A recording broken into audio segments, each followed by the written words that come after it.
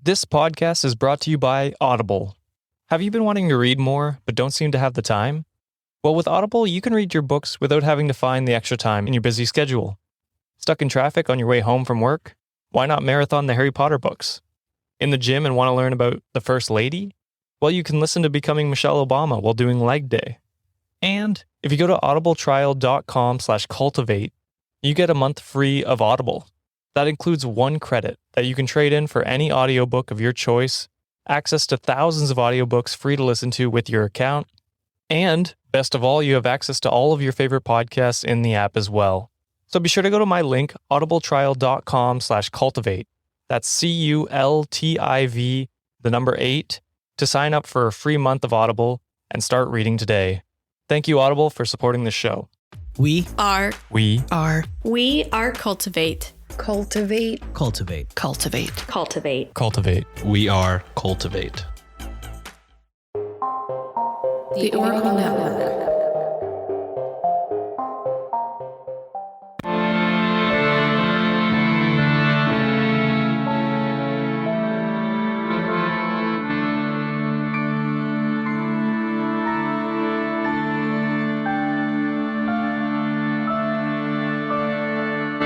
Hello and welcome to Ye Olde Crime, where we discuss the funny, strange, and obscure crimes of yesteryear. I'm your host, Lindsay Valenti, and with me is my sister and co-host, Maddie Stengel.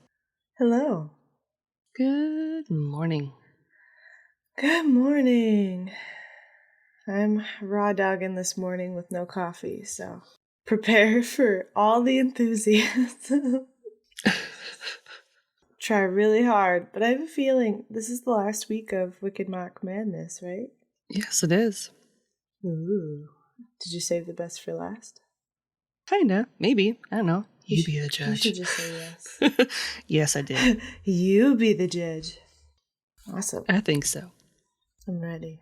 Before we start, I just kind of wanted to do a little bit of housekeeping. So, moving forward, you may notice that you will not be hearing the Oracle Network jingle at the start of our episodes, and that is because as of April 1st, they will no longer be operating as a network. We are still part of the Cultivate Network. Mm-hmm. It was a decision where the people who run the Oracle Network, they've got a lot of personal stuff going on. I'm sure there's some other stuff that I'm unaware of that is going on as well. So they're just going to be disbanding, which is totally fine and understandable. Mm-hmm. I mean, absolutely. I imagine running a network is a lot of work. Especially if it's an independent network. Yeah. Mm-hmm. So we wish all of our friends in the Oracle Network the best of luck. I know a lot of them are part of other networks, so I'm sure they'll all do wonderful things, and we will continue to support all our friends who are part of the Oracle Network, or who were part of the Oracle Network. So just wanted to give a heads up about that, because if you don't follow us on social media, you wouldn't know that. Yeah. With that out of the way, as Maddie mentioned, it is the last week of Wicked Mock Madness, which means this will be our last witchy episode for a little while. We'll have more this year, but we're going to take a little break. Back into more murdery things. This week we will be discussing the last witch trial in Ireland. Oh, and so instead of the first one, we're discussing the last. The very last one. Information was pulled from the following sources: a 2022 Shape by Sea and Stone article, 2021 Belfast Entries article, 2020 Irish Central article, 2019 Social History Society article by Dr. Andrew Snedden, 2015 BBC News Northern Ireland article by Jane McCormick, 2012 Irish Economic and Social History article by Dr. Andrew Snedden, 2011 Independent article by Declan Cashin, 1999 Irish Times article, 1833 Dublin Penny Journal article, and Atlas Obscura. Awesome. And links to all of these articles will be included in the show notes. I don't speak Irish, so I'm going to do my best with the pronunciation of some of these places, and I apologize in advance. I don't speak Irish. Are there a lot of like Gaelic Well, names? I mean, some of like the places have Irish names. So I did translate a couple of them. I didn't translate all of them because I kind of forgot. Oh no. So I'll do my best. And the hard thing about Irish is not a lot of places translate Irish, which is weird. Yeah, it's almost like they're like, no, it's English. Calm down. Yeah, or like offer the proper Irish pronunciation. So, and I can't trust Google Translate on this because they're just like, mer, mer, mer, mer. Like they just say like the English version. It's like, is that right? Anyway, into the episode. Carrickfergus in County Antrim became the setting for the last recorded witch trial in all of Ireland. The tale itself starts with Island Magee, which is an 8-mile-long peninsula on the eastern coast of Antrim in Northern Ireland. Sounds pretty. On March 31st, 1711, 8 women were put on trial in Carrickfergus at the spring assizes in the old courthouse after being accused of the demonic possession of a teenage girl. Ooh, okay. 8 women? 8 women for one teenage girl? Yep. Gross. Okay. Yeah. Yeah. Unlike other countries in the UK and Europe, Ireland didn't have many witch trials throughout its history. In fact, Dr. Andrew Snedden, who teaches international history at the University of Ulster, could only find evidence of 3 trials and 11 people being put on trial for witchcraft. Nice. So that is significantly less than any that we have covered up till this point. Right. It's almost like, they didn't believe it. Yeah. They're like, nah, they're just trying to help me, man. Yep. Give me a salve. Thanks. They're healers. So what made this trial so different? Why, after hundreds of years, was this trial gaining so much attention? Dr. Snedden believes it had something to do with the beliefs that the Scottish settlers brought to the area. Ooh. Of the 300 residents who lived on the peninsula, almost all of them had Scots Presbyterian heritage, meaning they were both Scottish and diehard Presbyterians. I mean, pretty self-explanatory, but yeah. It might surprise you to learn that of all of the countries in Europe, Scotland was by far the worst when it came to witch hunting and witch trials. Interesting. Yeah. You would think it would be England.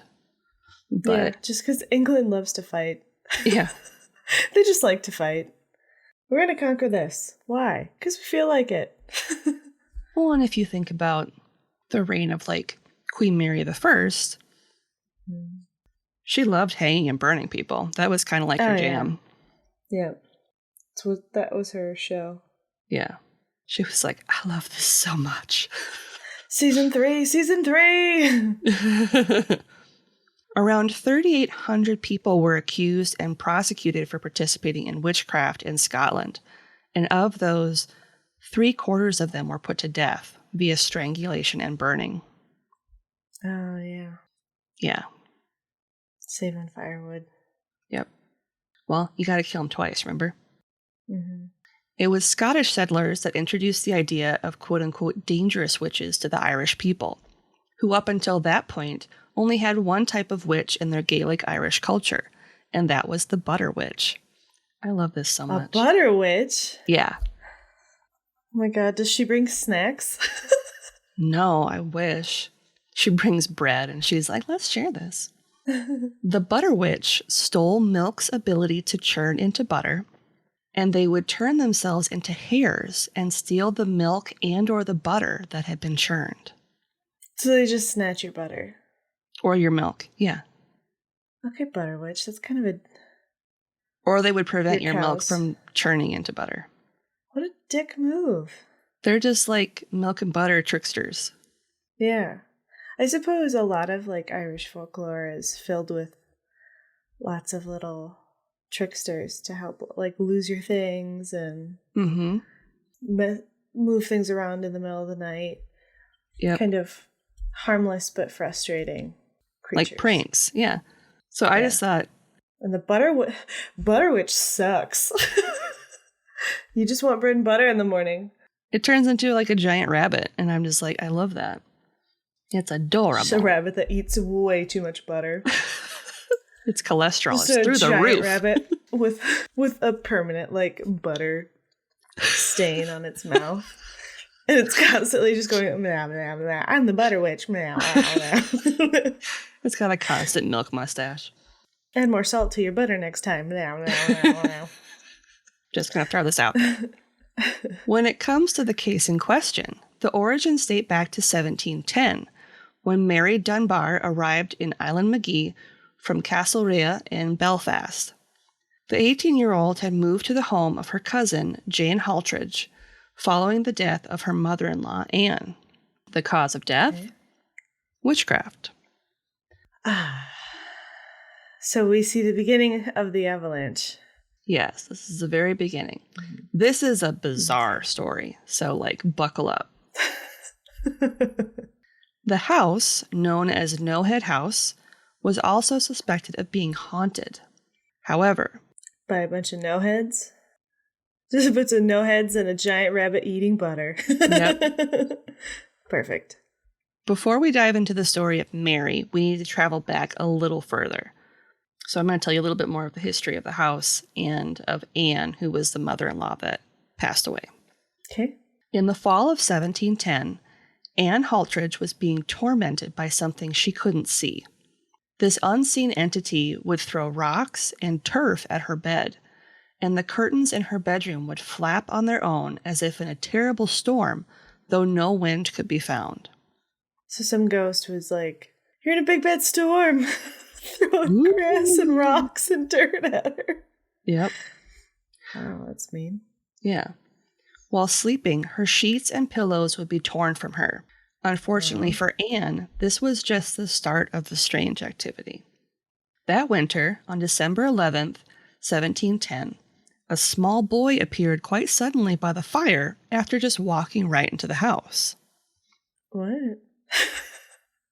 Anne described him as about 11, with dark hair, a vest, cap, and he had a dirty blanket around his shoulders and head that obscured part of his face.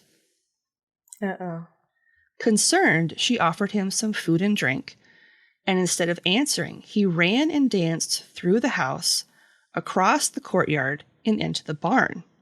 Anne had the servants go after him, and as the servants searched for him outside, he suddenly reappeared by the kitchen hearth. No. This strange boy danced about the house until Anne's son James returned home, at which point he seemed to just disappear. It's creepy. The strange child wasn't seen again for several months until February 12th, 1711, when James left for a business trip to Dublin. The boy was found digging a hole in the yard. A grave. Hate that. Mm-hmm. When asked what he was doing, he said it was for someone in the house. When asked what his name was and where he lived, the boy stated that he had been sent by Satan. Oh, great. Mm-hmm. Awesome. He continued to cause trouble by throwing stones, tearing books from the shelves, and smashing windows. Okay, wow. The family and servants were so frightened that they locked themselves inside the house. The local clergy were sent for and asked if they could pray over the house. Reverend Robert Sinclair and church elders John Main and Reynold Leiths came to the house and decided to spend the night in prayer. That night, February 21st, Anne went to bed and later awoke with stabbing pains in her back. This excruciating pain, which she described as being stabbed, refused to subside, and she died the following day. Wow. Yeah. Okay, this entire time I was assuming it was going to be her son that died. He was making the grave for her. It wasn't her son. It was this strange boy that... No, but when he appears whenever her son goes off on business. Yep. So I was assuming he was telling her that he's going to come home dead. Yeah. because he's traveling. Well, that took a turn. I was expecting the son to die. Well, and you got to remember that Mary came to live with her cousin Jane after Anne passed away. Yeah, so she could have kept the curse. Mm-hmm. So now we'll get back to Mary. Not long after her arrival, less than a week after Anne's death, when Mary went to bed, she was alarmed to find that her trunk had been opened and her clothes had been scattered around the house. Great. That's kind of rude. Yeah. A few days after this, Jane and her cousin Mary returned to their sewing after lunch, only to find the clothes and materials all over the room and even outside in the garden. That would be really frustrating. Could you imagine if like all your needles and stuff were just strewn about? Yeah, and like if you had really nice material, like say you're making clothes for somebody, and now all of a sudden it's just like covered in dirt and stuff from being outside. All your thread is muddy and yeah. Mm-hmm. How do you wash thread? I don't know. You probably have to just throw it away. That's so awful. A little while later, a servant girl named Jeannie brought an apron that had been tied into a number of knots to Jane after she discovered it on the parlor floor. How many knots? Mary set about untying all 5 knots and was surprised to discover one of Anne's flannel caps hidden in the apron. That's terrifying. Yeah. And it's a cap that had been missing since her death. Great. But it came from hell. Yeah. Yay. The following day, Mary collapsed after experiencing a pain in her thigh. When she was put to bed, she began to suffer from fits and convulsions, during which she was heard talking to and begging someone to leave her alone. A few days later, she exhibited signs of demonic possession. Swearing, shouting, threatening people, blaspheming, going into a fit anytime a clergyman came near her, throwing Bibles, and even vomiting up items such as pins, buttons, nails, glass, and wool. And she didn't, and she wasn't dead. Throwing up glass, and you're still just like hanging out, cursing the world. Great. And nails. Cool. Yeah, and the pins. Yeah. That just makes me sick thinking about it. Yeah. So painful. Okay. Neighbors, learning of what was afflicting Mary, volunteered to stay in the house to aid the family. At this time, like I mentioned before, the population of Island McGee was around 300 people.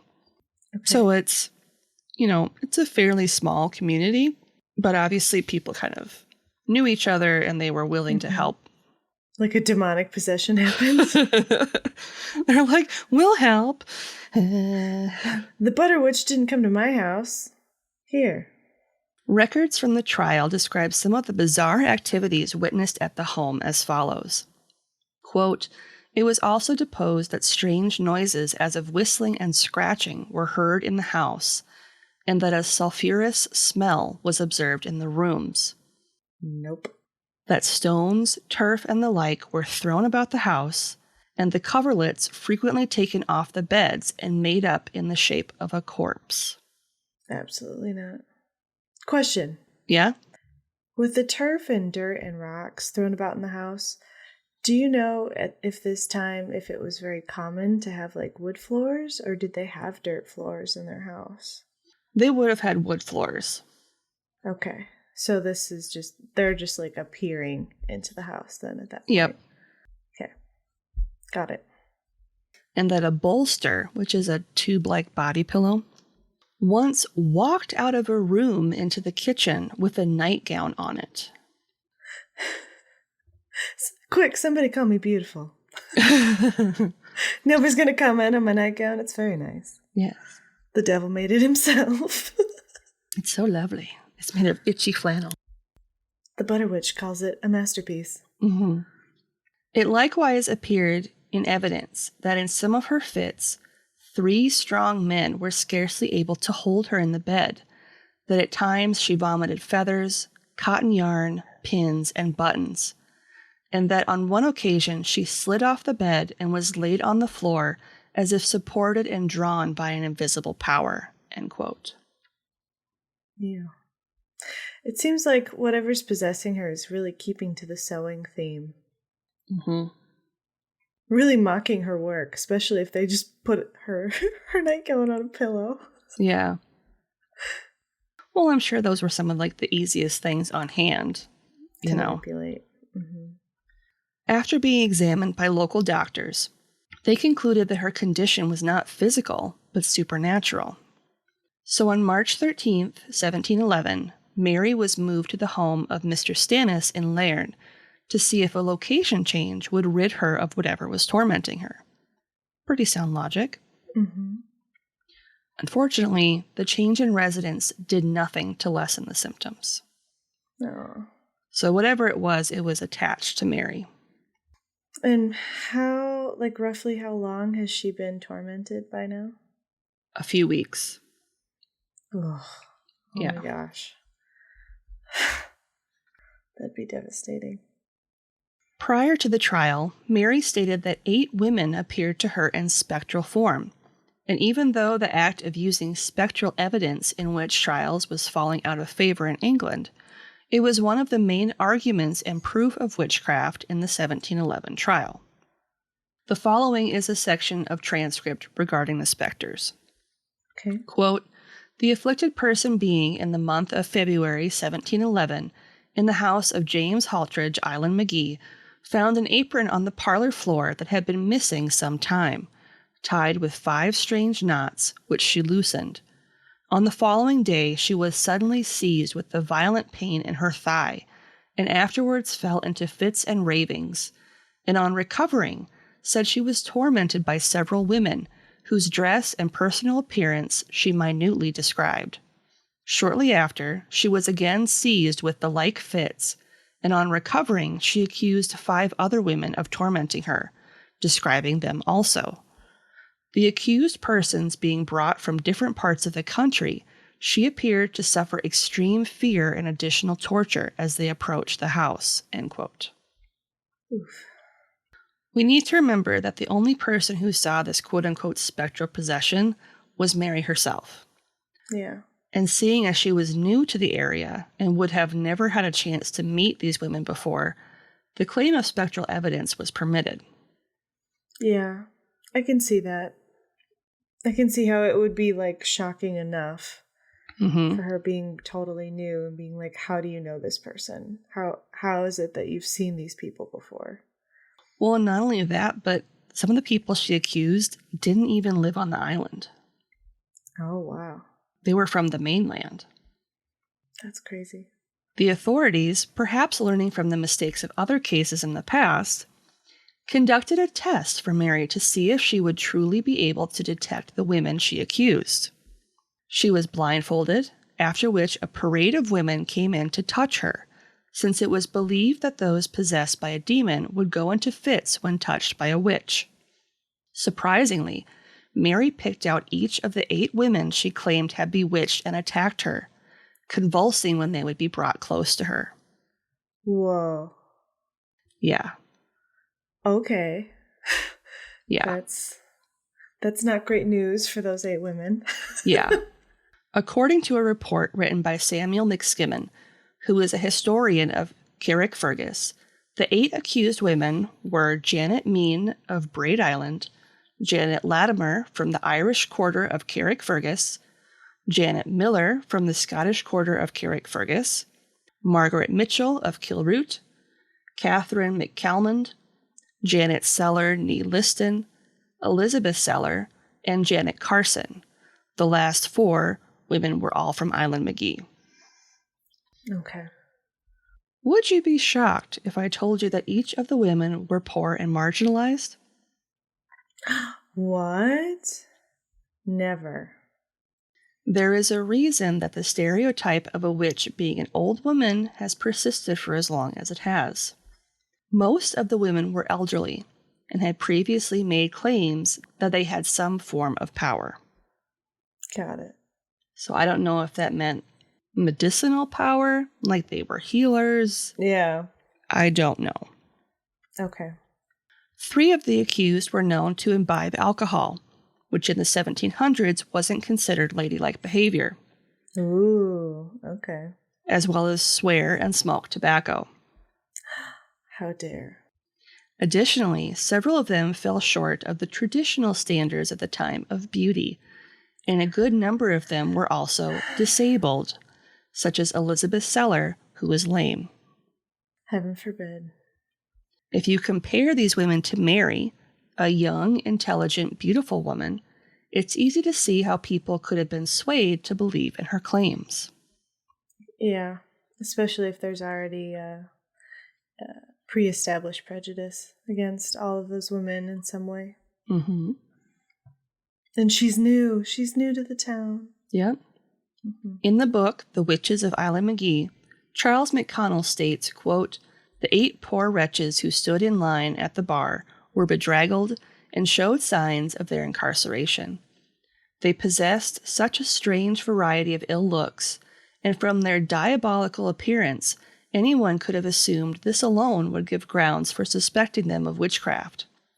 They stood with their heads bowed as their names were read out, then ordered to sit on the bench." End quote.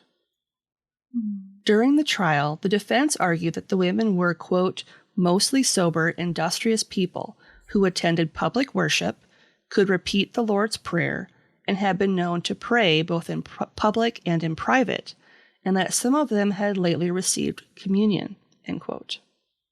Okay. So it's very atypical of somebody who would be worshiping the devil. exactly. Interesting. Really compelling evidence for both sides right now. Yeah. Reverend Dr. William Tisdall, vicar of Belfast, came to watch the trial and took meticulous notes. It wasn't just Mary's testimony that was brought forth against the 8 accused. Other witnesses included Reverend William Ogilvie, William Fenton, John Blair, and Reverend P. Adair. I'm sure some of, the clergy were the ones that had been present during some of the possessions. There were also statements from her family and members of the household staff, including items that Mary was said to have vomited during some of her fits. Okay. Mary herself never gave evidence or spoke during the trial. It was noted, quote, "The afflicted person was unable to give any evidence on the trial, being during that time dumb, but had no violent fit during its continuance," end quote. She later stated that during one of her fits on the way to the courthouse, a man and 2 women appeared to her, stating that she would be unable to utter a word of testimony. And after that, she just couldn't speak. Stop talking. Yeah. Yeah. As I mentioned, the 8 women were accused of, quote, "harming by magical means," end quote, Mary Dunbar, at the house of James Haltridge on Island McGee, as well as a list of other places, such as the home that she was taken to. Mm-hmm. Judge Anthony Upton took what he knew of the women into consideration when addressing the jury. Given their regular attendance to church, he thought it improbable that actual witches would be able to practice any sort of worship of God, privately or publicly. Judge Upton is quoted as saying, quote, "that the jury could not bring them in guilty upon the sole testimony of the afflicted person's visionary images," end quote. Nice. Meanwhile, High Court Judge James McCartney stated the exact opposite when he was quoted as saying, quote, "the jury might, from the evidence, bring them in guilty," end quote. The trial itself lasted from 6 a.m. to 2 p.m., and although the judge hoped for leniency given their standings in the local Presbyterian church, the all-male jury found the women guilty. Great. They were then sentenced to be imprisoned for 12 months and stand 4 times in the pillory in Carrickfergus on Market Day. That's so harsh for those older women. Mm-hmm. For those who may not remember, a pillory is a stock that consists of 2 hinged wooden boards with holes for the head and hands.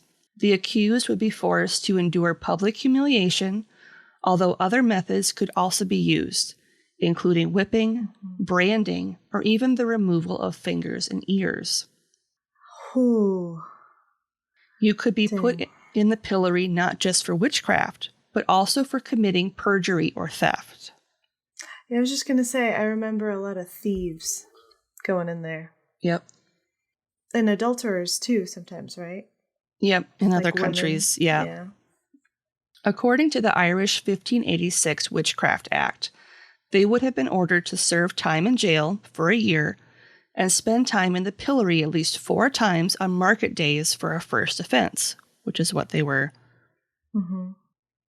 all sentenced to do. None of them would be put to death. At that point, I'd almost wish death. If I was that old, Yeah, and they wanted me to be in prison for a year, I'd be like, so about that, like, hanging. yeah, Is that an option?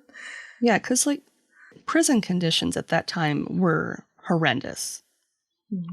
I mean, they're always not great, but I would assume. Yeah. And if you're already lame and, you know, kind of on your way out, regardless, like being quote unquote lame and having to be in a pillory could kill you.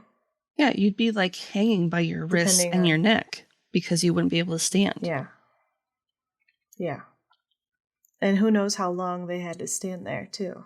Yeah. I'm sure it wasn't just like 5 minutes. Yeah. This statute wasn't repealed until 1821. Wow. Yeah. When the women were placed in the pillory, the public threw rotten fruit, boiled cabbage stalks, and stones at them. It is said that one of the women lost an eye as a result of having rocks hurled at her, but this hasn't been proven. Like, there's no real evidence. Proven, but definitely likely if they're throwing rocks. Yeah.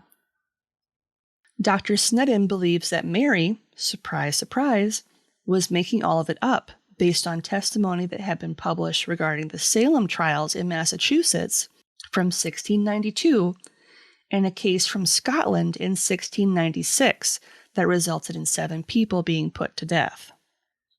Uh-oh. Demoniacs and their claims follow a specific pattern, committing the very crimes that they are accusing others of doing.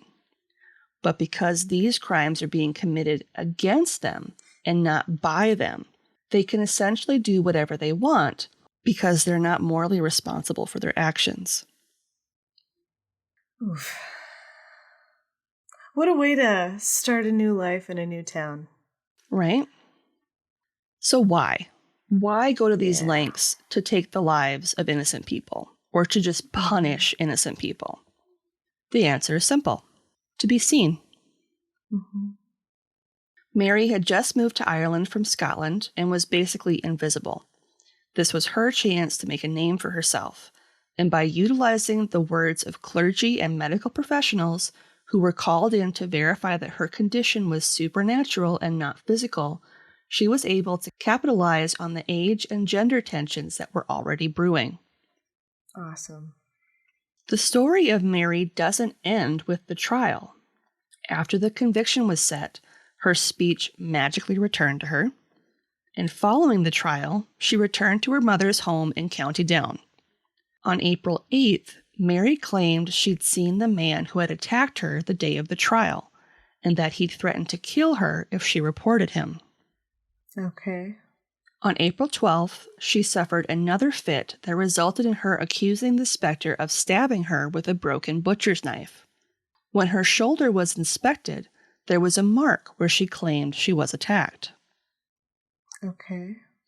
A description of her attacker was written up and sent over to Eileen McGee.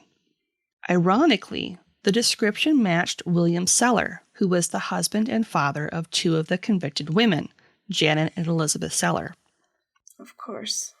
William, hearing that he was going to be put on trial for bewitching Mary, attempted to flee, but was ultimately caught and brought to trial in Carrickfergus in the summer of 1711. Following his capture, Mary had actually died just 3 weeks after the original trial in April of 1711, which meant that his charge was now changed to that of murder. Oh. How did she die? It doesn't say. What? You would think that that would be like a really important part of this trial, is how she died. But she passed 3 weeks after the conviction of the 8 women. Whoa. William was the only male witch in Ireland to be found guilty and executed. Man. On a positive note, the extreme penalties for witchcraft were repealed in Ireland in 1734. So a few years after this trial. Thanks, guys. Yeah. If you travel to Carrickfergus today, you can see a replica of the witch's pillory next to what remains of Castle Wara, which utilized the cells in its ground floor to house prisoners awaiting their time in the pillory. Ooh, I bet that's super haunted. Oh, yeah. So many emotions. You can also visit the No Head House, which was where possessions of Mary took place, as well as the old quote-unquote rocking stone that the Island McGee witches supposedly danced upon, and that Catherine McCalmond, one of the accused, was said to have left claw marks on as she was dragged off to court. Okay. This is like a giant stone. Like if you look up pictures of it, and I'll put photos up on social, it is a huge stone. A plaque sits in front of Castle Wara that reads as follows. Quote, near this place in the middle of High Street, there stood 400 years ago a stone tower called at various times Castle Wara, Whittle Tower, the Town House de Knockfergus, or the Tholsel. Entrance was by a projecting stone staircase with a pillory and stocks in front. The ground floor held cells for criminals. On the first floor were debtor cells and the jailer's rooms, and on the top floor, civic business and town courts were conducted. It is not known when the tower was built, but it was already old in 1567, and it was taken down about 1778. End quote. Dang. And that's the tale of the last witch trial in Ireland. Sad. Mm-hmm. Not quite what I was expecting, but I also don't really know what I was expecting. Mm-hmm. You know, they all tend to have a very loose theme. Mm-hmm. How unfortunate. I think the only part that really freaked me out was the stuff about, like, the boy. Yeah. Like, that was really messed up. But if you think about it, in, like, a lot of lore about the devil, he usually utilizes, like, the voices of children or like the appearance of a child to kind of get you involved, because you're like, oh wow, there's a little girl ghost in my closet. It's like, no, it's a demon. Go run. Run and set it on fire. Start again. Yep. I know the housing market's bad, but like, do it again. Just move, it's fine. It's fine. Hey everyone, this is Greg Kelso, host of the Con Hour.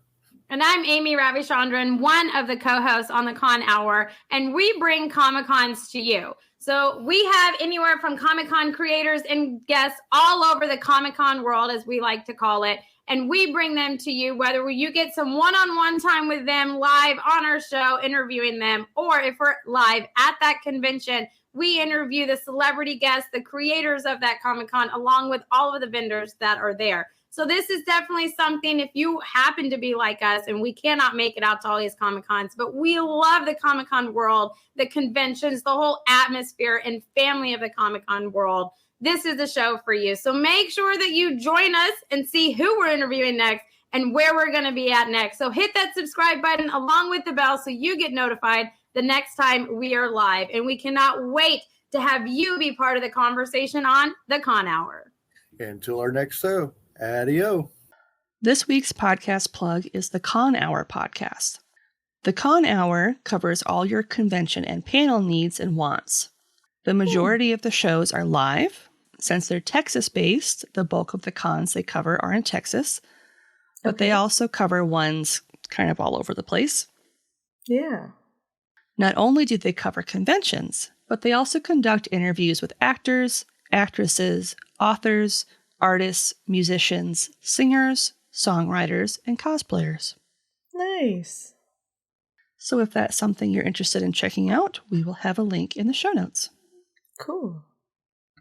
And this week's listener question comes from Ashley from the Studying Scarlet and Pineapple Pizza podcast. And she wants to know, if you were transported back in time and unable to return, what would you miss the most from modern life? Insulin. I'd be super dead. Bye, guys. That was easy. Next question. Maddie was killed by diabetes on the Oregon Trail. Yep. She had the walking curse. I think that's what it was called. Primarily was the walking curse. Weird. Well, because you'd have to burn off the carbs that you've eaten, and most diets at the time were carb heavy. Yep.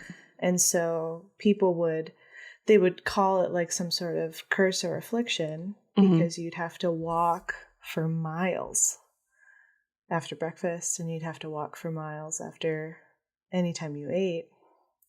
And then you'd still eventually die because you can't live without insulin. Yep. So, sorry, Ashley. I know that's super dark, everybody. But depending on where I'm at, that's the reality. Well, now mine sounds so superficial. No, sorry. Gosh, I really should go. Well, I don't know if I should go last because that's super dark. That's fine. I was going to say my Kindle. Because I love reading. Yeah. Because who knows if, like, wherever you are, if one, they'd let you read. Mm-hmm. Two, like, do they have a library? Are they, like, yeah. Because you'd probably just be reading Bibles all the time. I was going to say, I don't want to read the Bible all the time. I'm sorry for people who, like, read the Bible and it for would be pleasure. Like, well, if you think about it, like, that Bible could be more like an H.P. Lovecraft novel, because wasn't, like, the Bible beforehand, like, super dark, and, like, God is like, I created you, but I also think you suck. So I'm going to turn you into salt and set you on fire, and... Pretty much, yeah. Everything you do is wrong. I'm going to smite you all the time. And then the newest Bible is like, hey, sorry about the salt thing. Let's get along. I'm going to try again. I'm going to be a better dad. All right? We're going to do this again. Check out my son. Yeah. He tastes like fish and bread. He's delicious. Drink his blood. What? What? It's fine. Drink his blood and eat his flesh. Eat his flesh. This is church-ordered cannibalism. Right. It's fine. On that cannibalistic note, what's something good you'd like to share? Something good. It is now getting to a point where we can go on walks with the dogs without slipping and falling or freezing to death. And granted, it's been really windy the past couple of days, so the wind chill has been insane. But this past week, I've been able to kind of sneak off and take Willie on a walk, and he led me directly to the nature preserve that's really close to our house. Yep. Because we haven't been there for, a couple of months because of, like, how bad they don't ice the nature trail. Yeah. So it's been nice to kind of get out there and see how happy he is, smelling all the smells and remarking all of his favorite spots. So it's been nice. I just love happy puppies. And our youngest dog had a really scary bout of stomach flu or something. And we took him to the vet, and they still have no idea what happened. So I think he probably just ate something that he shouldn't have. But he's fully recovered now and ready to be his total jerk puppy self. It's a really strange thing when all of the puppy things that you find really annoying are now okay because he's alive. Yep. You're like, okay, I'm gonna tolerate this. But he donkey kicked something super hard while playing the other night and, like, almost broke something. Oh, God. I was like, oh, okay. We need to take him on a very long walk soon because he's feeling real good. He is 110%. On the mend. Oh, she's fine. No, the stomach flu is going to make him immortal. So, yep. All right, how about you? I've also been getting outside when the weather's warm and not like crazy windy. Yeah, the wind chill has been insane, like 20-degree difference. Yeah. It's been cold. So like yesterday I took Kona for a walk. We walked to the coffee shop, Nice. Got some stuff, and then we kind of walked. Did you get home. your latte that you like so much? Yes, I did. Can you remind the folks what your special latte is? It's a sweet boy, so it is a soy latte with honey and lavender. Mm-hmm. It's really good. It just sounds comforting. Yeah, it was nice. And it was really windy yesterday, so it was nice having something warm as like a treat on the way back. Yeah. And I was listening to some podcasts and stuff while I was out walking Kona, so it was kind of nice to get outside and do my own thing. Mm-hmm. Shall we? We shall. You can find us online at yeoldecrimepodcast.com. We're also on Twitter at yeoldecrimepod and on Instagram and Facebook at yeoldecrimepodcast. We're also on YouTube. You can subscribe to our channel. You can also check out a playlist of our full episode catalog or just our crampboard episodes, which are always fun. Mm-hmm. If you'd like to send us something in the mail, you can send it to our P.O. Box, which is Ye Olde Crime Podcast, P.O. Box 341, Wyoming, Minnesota 55092. It's also listed in the show notes because I don't know when you're listening to this, and I don't want you to try to write it down when you're driving. That'd be dangerous. Yeah, please don't do that. No. You can also email us at yeoldecrimepodcast@gmail.com. Send in your questions. If you have story suggestions or just want to say hi, go ahead and do that. A great way to support the show, if you want to help us out but can't do so financially, is to leave us a 5-star rating and review on Apple Podcasts, Podchaser, Good Pods, and you can now leave ratings on Spotify. Mm-hmm. And this week's review comes from Classical Glyza on Apple Podcasts. And she says, fun hosts, definitely well researched and a lot of fun to listen to. Thank you, Glyza. Thanks. That's so nice. If you'd like to support us financially, you can do so on Buy Me a Coffee for a one-time donation. You can also sign up for our Patreon for as low as $1 a month to get early ad-free access to our episodes. If you'd like to rep some of our merch, you can head over to our TeePublic shop, or you can also head over to Redbubble. Mm-hmm.